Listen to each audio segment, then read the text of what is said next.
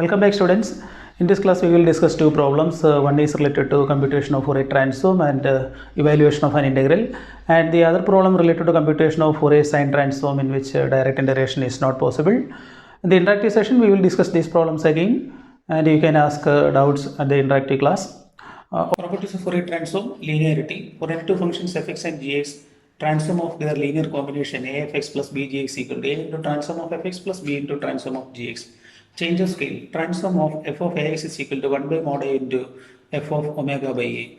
Shifting. Transform of f of x minus a is equal to e raised to minus I a omega into f omega. Multiplication by x raised to n. Transform of x raised to n into fx equal to 1 by minus a raised to n into nth derivative of Fourier transform f omega. Multiplication by cos ax and sin ax. Transform of fx into cos ax equal to half of f of omega plus a plus f of omega minus a, and transform of fx into sin ax equal to I by 2 into f of omega plus a minus f of omega minus a. Transform of derivatives. Transform of the nth derivative fnx equal to I omega the whole raised to n into f omega, and transform of integrals. Transform of integral minus infinity to x fx ds equal to 1 by I omega into the transform f omega. See the first problem, find the Fourier transform of fx equal to a square minus s square if mod x less than or equal to e and equal to 0 if mod x greater than e. And hence deduce that integral 0 to infinity sin t minus t cos t divided by t cube dt is equal to pi by 4. See, before computing the transform, look at the nature of the function fx equal to a square minus s square, and this function fx equal to a square minus s square is an inverted parabola lifted a square units along the y-axis direction. So this is the point minus a, 0 and plus a. See, within this range minus a to a, the function has non-zero value and equal to 0 otherwise. And at this point origin, that means x equal to 0, when x equal to 0 we get the value as a square. So this point is 0 a square. So we can see a symmetry about the y-axis. So this function is clearly this function is an even function. And because this function is an even function, the Fourier transform is equivalent to Fourier cosine transform. So the Fourier transform f of fx is equal to fc omega, Fourier cosine transform fc omega. And by definition, and what is Fourier cosine transform formula? So this Fourier cosine transform is square root of 2 by pi integral 0 to infinity fx into cos omega x dx, cos omega x dx equal to square root of 2 by pi. See, for the right side of origin, the function is defined from 0 to a only, where the value is a square minus x square. So this is integral 0 to a square minus x square into cos omega x dx. And after a, that means for x greater than, the value is equal to 0. So the integral is 0. Now we can apply integration by parts for simplification of this integral.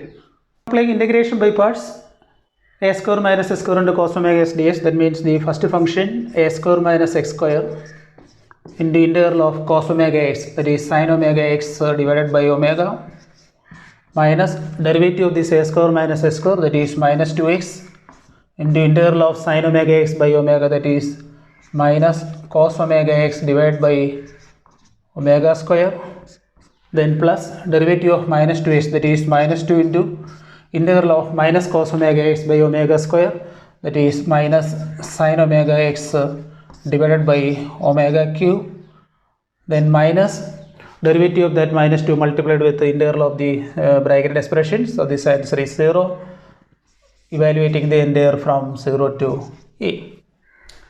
So before applying the limits, we are simplifying this expression, that is a square minus x square into sin omega x divided by omega, minus minus, that is plus into minus, that is minus 2x cos omega x divided by omega square, then plus 2 sin omega x divided by omega cube, and evaluating from 0 to a.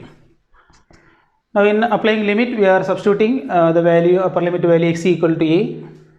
That is, in the upper limit, the first expression is 0. So this is 0 minus 2a into cos a omega by omega square plus 2 sin a omega divided by omega cube minus, in lower limit we are replacing every x by 0. So the first expression multiplying with the sin 0, that is, so the first term is 0 and the second term is also 0 and the third term 0. So the complete expression becomes 0 equal to, we can take the LCM as omega cube. So this is omega cube upon 2 sin a omega minus 2 a omega cos a omega. So this is the Fourier cosine transform. Now in order to obtain the integral value, we are computing the inverse Fourier cosine transform. By inverting the Fourier cosine transform, we have the function fx equal to square root of 2 by pi integral 0 to infinity fc omega cos omega x d omega, and substituting for fc omega we get this integral. And simplifying, so square root of 2 by pi 2 times multiplying, that is 2 by pi, and we have one more 2 as common factor, that is 4 by pi into integral 0 to infinity sin a omega minus a omega cos a omega divided by omega cube into cos omega x d omega. And this is required for an integral representation. And because this fx is a continuous function, we can see that the right hand side integral converges to fx for every value of x. So we can rewrite this integral as integral 0 to infinity sin a omega minus a omega cos a omega divided by omega cube into cos omega x d omega equal to pi by 4 fx. So this is equal to pi by 4 fx, and this is true for all x because fx is continuous. And in particular, we are evaluating this integral when a is equal to 1 and x is equal to 0. For a is equal to 1, what is the value? Integral 0 to infinity, this is sin omega minus omega cos omega divided by omega cube into cos omega x d omega equal to pi by 4 fx.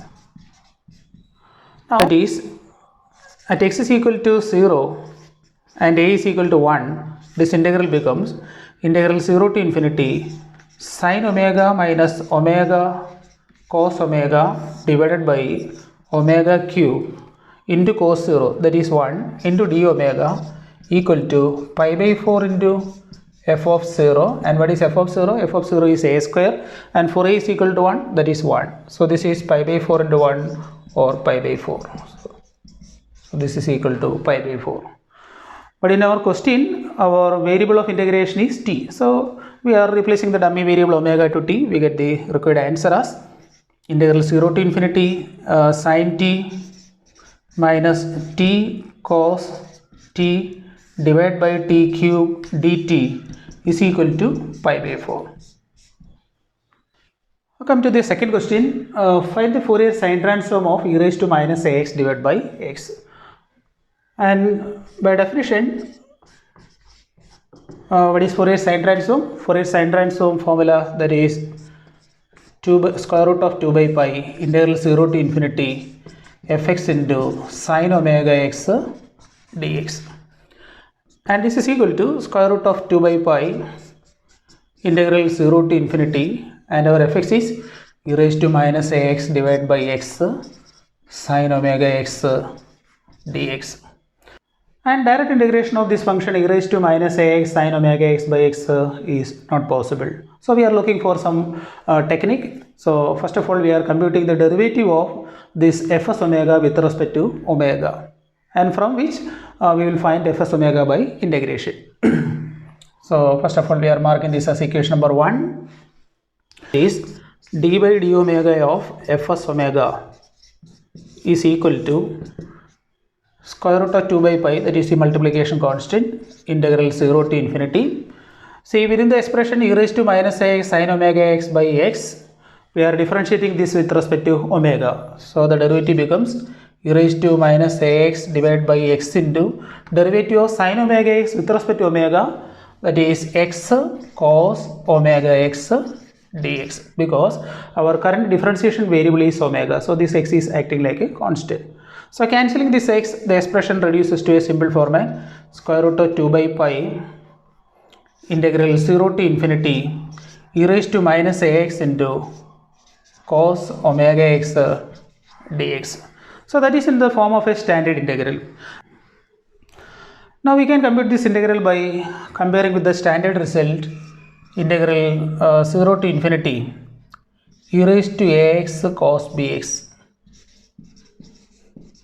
e raised to ax cos bx dx, and integral 0 to infinity e raised to ax sin bx dx. So what are the formula for these type integrations? Integral e raised to ax cos bx dx equals e raised to ax by a square plus b square into a cos bx plus b sin bx.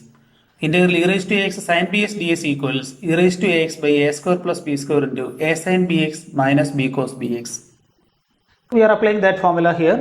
So this is equal to square root of 2 by pi, square root of 2 by pi into e raised to minus ax divided by minus a square, that is a square minus a square plus omega square into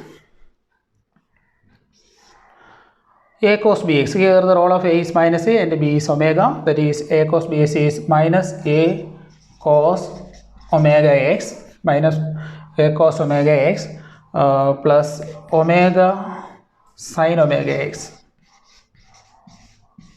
The entire expression evaluating from 0 to infinity equal to square root of 2 by pi, square root of 2 by pi into, for upper limit we have e raised to minus infinity, so the first expression becomes 0, upper limit. So we have only non-zero value in lower limit. In lower limit, this is e raised to 0, that is 1 divided by a square plus omega square into, putting x is equal to 0, that is cos 0, we get 1 minus a plus sin 0, this is 0. So from the bracket we have only the non-zero value, that is a by a square plus omega square multiplying with the square root of 2 by pi. That is d by d omega of our sine transform fs omega is equal to square root of 2 by pi into square root of 2 by pi into a by a square plus omega square.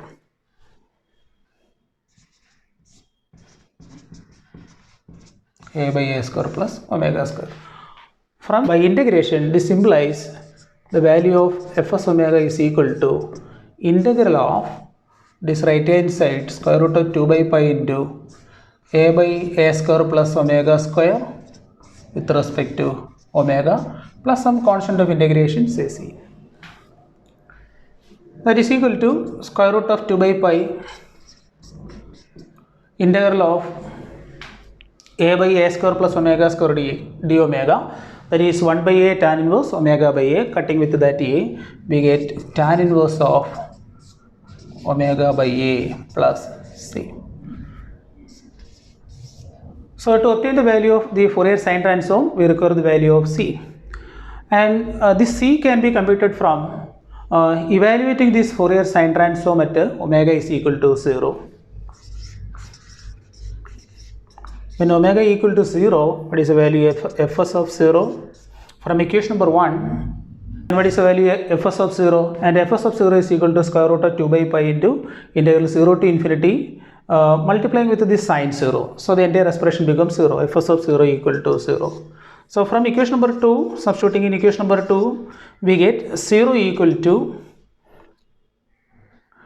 square root of 2 by pi, square root of 2 by pi into, we are replacing this omega by 0, so this is tan inverse 0, which is 0 plus c. So that implies c is equal to 0. Hence, our required Fourier sine transform fs omega is equal to square root of 2 by pi, square root of 2 by pi into tan inverse of omega by A.